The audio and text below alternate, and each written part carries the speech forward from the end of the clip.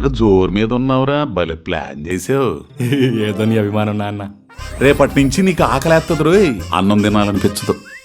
పడుకుంటావు, నిద్రొట్టు, కోపం వస్తుంది, ఎవరి మీద చూపించాలో అర్థం కాదు. నాకేమైనా తప్పు చేసిందా? అంతకంటే ప్రమాదం పెళ్ళయింది.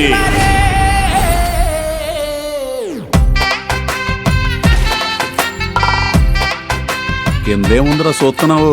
10 చుక్కల ముగ్గో 20 చుక్కల ముగ్గో చూస్తున్నాను నాన్న. అగో, నువ్వు మంచోడు కాదు నాన్న. నువ్వు వేసే యాసాలని నాకు తెలియదు అనుకున్నావేమో.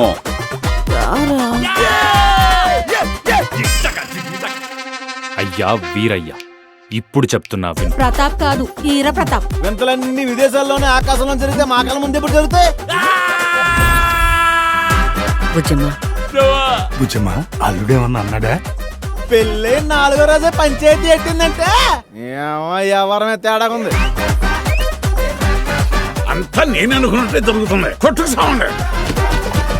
అసలు సమస్య ఏంటో చెప్పవే. నీకున్న సమస్య ఏంటో నువ్వే తెలుసుకొని పోగొట్టుకునిరా. అప్పటి వరకు నీ ప్రేమ నమ్మను.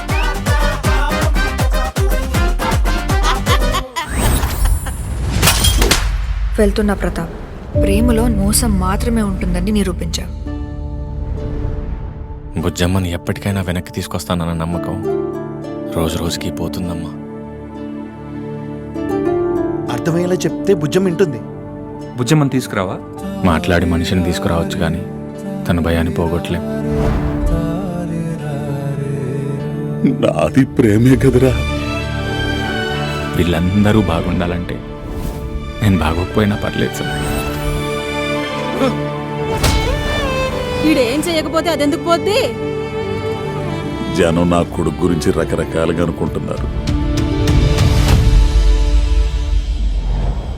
ఒక అమ్మాయి ఇల్లు వదిలి వెళ్ళిపోయిందంటే అబ్బాయి ఏం చేశాడని అడుగుతారు కానీ ఆ అబ్బాయికి ఏం జరిగిందని ఎవరు అడగరా.